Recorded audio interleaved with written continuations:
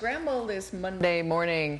The rain was great, I have to say. Northern Arizona really enjoyed it, even though it was maybe only about 2 inches, better than the nothing we've had for months. And did you see the fog this morning? Looked like an old master's painting out the trees all fuzzy, so a little bit like art. And speaking of art, we have DJ Fone with us, movie critic and reviewer. Nice to have you on again, DJ. And again, thank you very much. What a fun show last night. A long one, but a fun one. Yes, well, the Oscars did well. They usually keep it to about 3 hours. It seems like they did that somewhat. Well, it was 3:45, actually, which I got reminded of this morning because I read one of the East Coast writers who really ripped the show because he was pushing deadline. And the show was over at midnight East Coast time. So some of the New York writers weren't too happy about it, but I thought it was great. Yeah, well, they have a little bit of a problem back there that we don't have out here. We're not up so late, Maybe they're just mad about the weather, too. They could be, yeah, which we're having great weather, so who can complain? Well, no surprises at the 86th Annual Academy Awards last night in the major categories. Well, our picks that we did the other day, we went 6 for 6. That proves there were no big surprises. But there was one shocker, though. The fact that American Hustle got completely shut out. 10 nominations, no wins. And Martin Scorsese's The Wolf of Wall Street, which was a very polarizing film, also I believe 9 nominations or maybe 8 nominations, no wins. And the irony here is that Martin Scorsese also directed Gangs of New York about 10 years ago, which got 10 nominations and didn't win anything. Okay, now that's amazing because Gangs was phenomenal. Wolf, I know you liked it. I wasn't, I was going yay, and DiCaprio didn't look too happy there sitting. Well, and the other thing is, Scorsese directed perhaps the sweetest film of this entire century, a great movie called Hugo, which he made, he says, for his granddaughter. So he was sitting there watching all these nominations go by. He didn't get anything, and neither did American Hustle. Right. Well, and to me, I'm glad, again, that he was shut out on that because Hugo, yes, put Hugo out. Did Hugo win? I don't remember. Hugo was nominated for 11 Oscars. I believe it won 4 or 5, but all in the technical categories. But the big thing about Hugo, it cost almost $250 million to make, and it nearly bankrupted the studio. But Scorsese has made so many great films, but Wolf of Wall Street should have been rated NC-17. Yeah, it was a little rough, I thought. Way over the top. Well, it's like The Departed now. He won an Oscar for Departed, which again, I thought that was a slow year. So I'd say he got his one slipped in. Out of 12, he's been nominated 12 times, so he has at least 1 Oscar to take home. Yeah, I wasn't feeling too sorry for him. True. As well. And Gravity. How many? 7? It won 7 Oscars, which doesn't surprise anybody. It's made so much money. It's the leading moneymaker of all of the Best Picture nominees, over $700 million worldwide.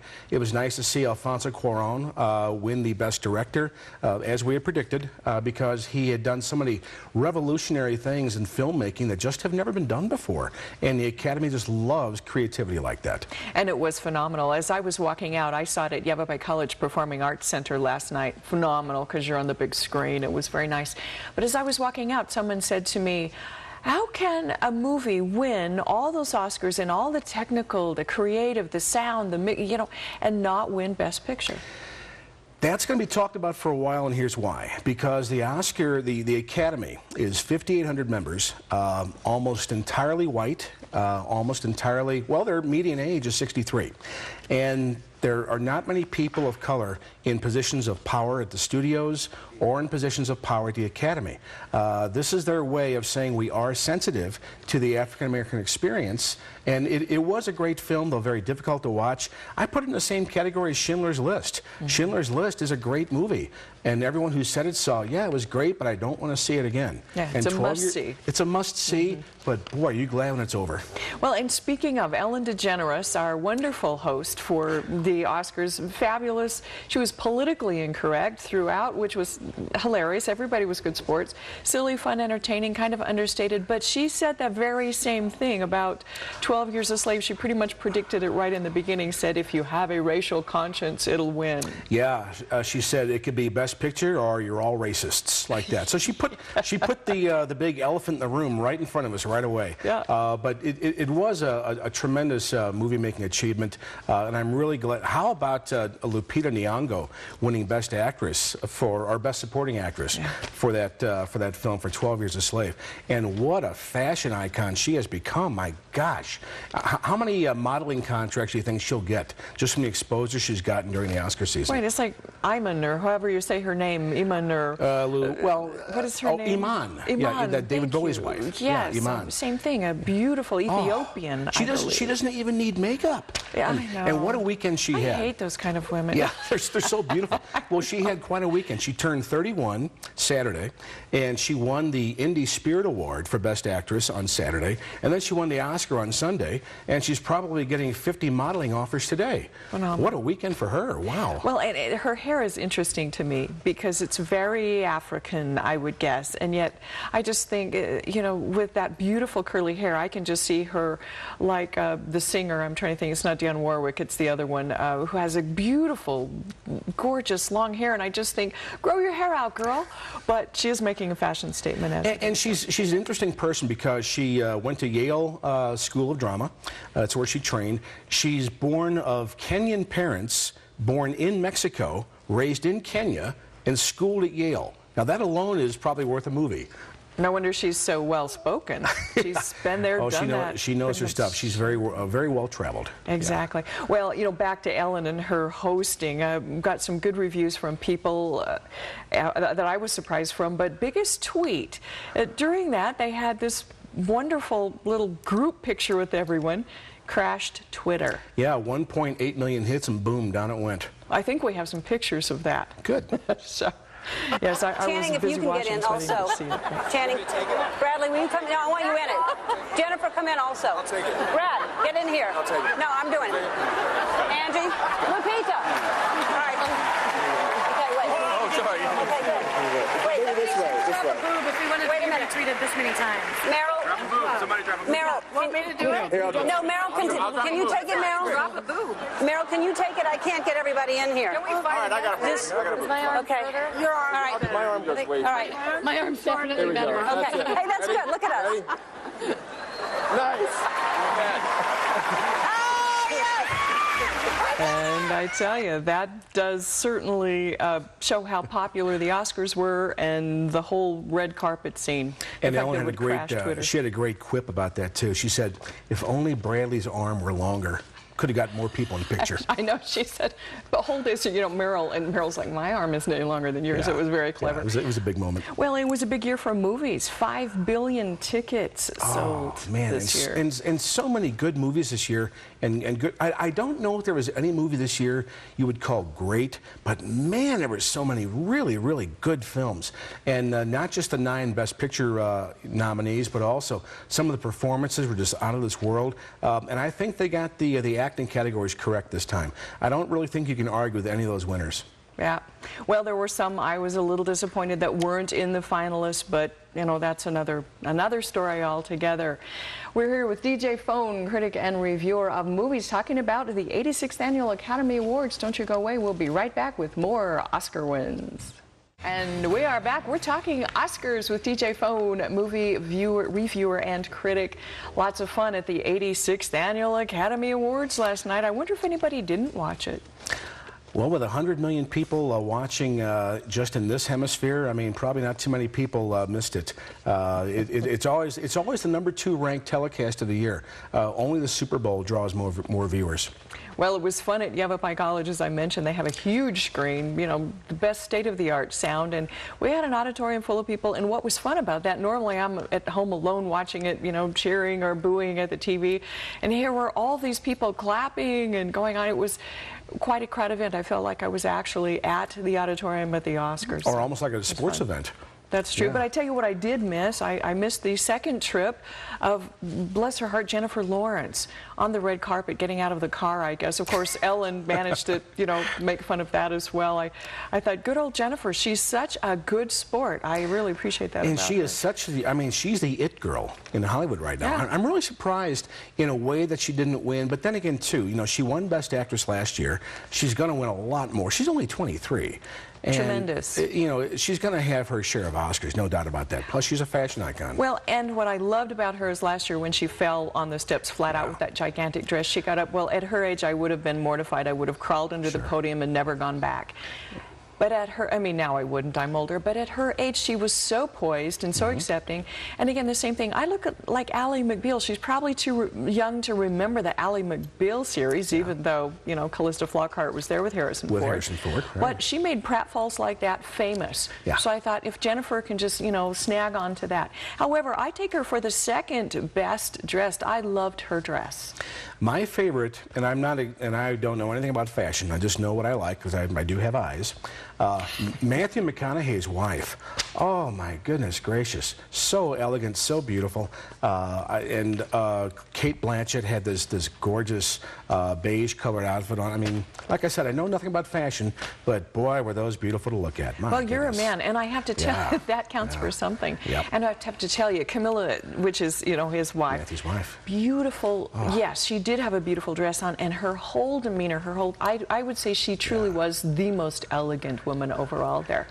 I think she's kind of settled him down really well because he used to be kind of a wild child. Remember the bongo drum incident and stuff like this? And I mean, he was kind of a wild guy. And now having a wife and child and everything, he's taken on more mature roles and it's completely converted his career. He's now taken seriously as a leading man. Tremendous, and one of the best speeches too. I very much enjoyed his very sweet speech. You can tell he's so devoted to his. I think they have 3 children now. They had him quite fast. And, but of Hollywood couples, don't you think that in Hollywood, you know, marriages seem to be very tentative at best? They seem so devoted, truly devoted. I mean, she gave him a kiss right there when he won that was so sincere and so endearing. And that's one of the reasons Paul Newman and Joanne Woodward were so beloved in Hollywood for so long, because they were married forever. And they were taking part in each other's films, their careers, and they were kind of like a model couple in an industry that is pretty hard on marriages. Yeah, it is tough. And there's some good ones. You know, you see some around, but for the most part, they come and go like Brad and Angelina. The Weather. They've been together quite a while. Kurt Russell and Goldie Hawn, they're not married, but they've been together 30 years now. Well, and it was fun to see her on stage for the first time in a very long time as a And presenter. her daughter, Kate Hudson, presented too. Yep, she did. Lovely, lovely dress. Well, I have to say the best dress for me that, and the audience gasped. So that was something when Charlize Theron came on with her dress. So I had to go for the best because it was the most dramatic. She looks like Maleficent or something, but it's so gorgeous. Speaking of Maleficent, Angelina Jolie comes out in that movie in just a month or two. I cannot wait to see it. You know, I like anti-heroes, or heroines, I suppose I should say, and Maleficent is my all-time favorite from all the animations. I just think she's a magnificent, sort of same word, but not quite. You know, anti-hero and Cruella de Vil. Love Cruella de Vil from 101 Dalmatians. Such personality, such character. The play on words there with her name. Yeah. Cruel Devil. Cruel Devil, yeah. Cruella de Vil. You know, Larry the Cable Guy had a great line about 101 Dalmatians, the one that combined animation with live action, with Glenn Close, etc. He said he took his girlfriend to see the movie, and he told her, you know, them dogs up there ain't really talking. Oh, that's so good to know, because, you know, you don't want to be disillusioned to that I don't want to extent, spoil it for everyone else. One more comment about Charlize Theron. Yes, that's a tongue twister. I want to say Theron because her first name is so extreme. Sure. But I was glad to see she did have little transparent straps that went over the top and around the back, because some of the dresses at the Oscars can be a little frightening to me. Not only that, but they had to consider the weather yesterday too, because the weather, I mean, the rain didn't stop until just minutes before the red carpet entrance. Ah, very, very good to know. Well, we've got a "you've got to be kidding" moment from the Oscars, and I don't know if you agree with this or not. When was it Spike Jonze? Spike Jonze, yeah. He got the best script winner for Best Original Screenplay. Oh, original screenplay. Best wow. original screenplay. I was taking notes in the dark. Yeah. But I thought, for her, of all the wonderful movies? I have a theory on that. It's this. Now, you saw Her, right? I did, and I liked it. We both liked it. Yes. He had to write a script where the female lead was never seen. And that was a powerful role for Scarlett Johansson. Now, here's the backstory on that. Scarlett Johansson got that role only after actress Samantha Morton had already done the entire role. She had voiced the whole movie. It was headed for post-production, and Spike Jonze kept listening to it going, something's not right here. And he found out then that Scarlett Johansson was available. He called her in to do Samantha Morton's lines completely from line 1 all the way through, and then to thank Samantha Morton for giving up that role to Scarlett Johansson. He not only paid her, of course, but he also gave her an associate producer title too. So she'll make some money off of the theatrical and DVD income. Very nice. Well, and I'm not familiar with Samantha Morton's voice. Right off, I can't picture in my head. Scarlett Johansson is probably one of the most, I would say, coming from a woman, again, I don't know, but I would say one of the most sexually appealing women in Hollywood. Oh, my goodness. Right. And imagine looking like that, and you take a lead role in a movie where they don't see you. Yes. And she pulled it off. She was terrific in it. Yes, her voice, and again, voice and looks can be a very different thing, but she came across with that very, still the sultry, but charming, confidential voice. And Joaquin Phoenix back. Nice to have him back as well. I thought that was an interesting role for him. It was a likable role for him, which he doesn't take very often. Most of his roles are kind of out there. I mean, remember The Master? His roles are very weird, but as a person, he can be strange too. True. I do want to see that clip, though. You've got to be kidding moment is what I'm calling it with Spike Jonze, his best original screenplay for Her. Oscar goes to Spike Jonze. Including his nominations this year for Original Song and Best Picture for Her, this is the 4th Oscar nomination for Spike Jonze and his first Oscar win. And we're going to take a little break, and we'll be right back right after this talking about the Oscars.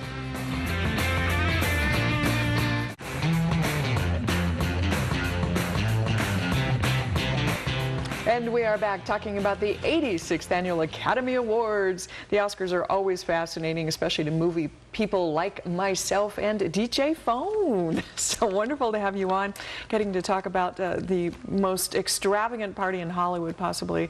Well, like I like to say, you know, in the world, if the world's a department store, we're in the toy department, talking about movies. Yes, by the way, there was an honorary Oscar they forgot to award last night, and that's to you and your crew for putting all these film clips together for these 3 shows we've had in the last few weeks. How you guys do this on short notice is beyond me, but you guys deserve your own Oscar.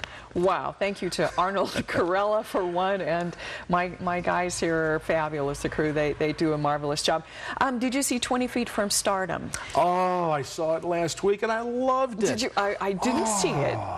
It is a fantastic movie. For those who haven't seen it, 20 Feet from Stardom is all about the stories of background singers for major artists. In this case, it's mostly for people who have done background singing for the Rolling Stones, David Bowie, Sting, people like this. And some of these people have been in the business for 30 or 40 years, and you don't even know who they are. But the songs wouldn't be great without them. And in a lot of cases, the background singers are better singers than the headliner. Yeah, there you go. It's like the drummer in a band. My apologies to the drummers. They're such a big part, but they're stuck in the back. Well, in fact, during the acceptance speech last night for 20 Feet from Stardom for Best Documentary, Darlene Love cut loose with that amazing song. And she's one of the featured people in that movie. Oh, it's a tremendous and that's what I wanted to bring up. Darlene Love is coming to the Yavapai College Performing Arts Center this spring. How about that? To perform. So I thought that was excellent. We'll find out when she's coming, and don't miss her. Again, a backup singer that, you know, totally amazing. Most charming speech. We don't have a clip of this, but I loved it. The winner of the short film animation. He was so cute. He got up there. I believe he was French. I'm not sure, but he had this charming accent, and his paper is shaking, and he's crying, and he's so. I love that. I wish we could have gotten a clip of him. And he's not only shaking because he's so happy and excited he won, but he's trying to just explain himself in English, which is obviously not his native tongue, in front of all these people in a worldwide audience. No wonder he was shaking. Yeah. I would be too. Yes, I would have been doing much more than that, I'm sure. Well, and Robin Matthews, Jerutha Lee, I believe, hard to say her name. She was makeup winners for Dallas Buyers Club. I loved her speech. She thanked everybody in the world like they always do, but then at the end, because it was Dallas Buyers Club. And you know what, I mentioned in our show last week how small a budget they had to work with. Yeah. This is not a joke. Their budget for makeup was less than $50, and Jared Leto said they were actually stealing charcoal for some of the scenes where they had to put stuff under your eyes to make you look drawn out and stuff. That, you talk about low budget, they set the standard for that. Well, I tell it was. Well, she said at the end, you know, to all the victims of AIDS, and I thought that was tremendous. I mean, it's, you know, such a worldwide problem. And you know, for people who haven't seen Dallas Buyers Club, which, by the way, I think it comes out on DVD tomorrow. I'm pretty sure about that. Dallas Buyers Club, for those who haven't seen it, is not just an AIDS drama. That sounds like something, oh, what a downer. It's about a guy who is super macho, super homophobic, Matthew McConaughey playing Ron Woodruff, a real-life story, who finds out he's got AIDS. Me, I'm a rodeo cowboy. Yeah, very macho guy. Very macho. Oh, yeah, very hetero. And the scene where he finds out in the doctor's office that he has AIDS, let's just say, I hope the kids aren't around when you view it. Yeah, it's tremendous. Well, we have what I thought was the best speech of the entire Academy Awards by Jared Leto, who won for Rayon, his character, whom I fell in love with. We've said it's like Tootsie or something, and of Dallas Buyers Club for the Best Supporting Actor. Let's take a look at Jared Leto's speech. Oh my God, thank you, thank you, thank you, thank you, thank you, thank you, thank you so much to this wonderful tribe of dreamers, SAG-AFTRA. I'm so honored by you today. I'd like to dedicate this very special honor to all of the people who have lost their lives as a result of this dreadful disease, to the people out there around the world who are living with HIV, AIDS. I'd like to share it with the Rayons of the world, the people who have made a choice to live their lives not as others would have them live it, but as they have chosen to dream it. I'm so proud that I've been able to glimpse the world through your eyes. To my fellow and far more talented nominees, I'm so honored to share this adventure with you, especially to the late and great James Gandolfini.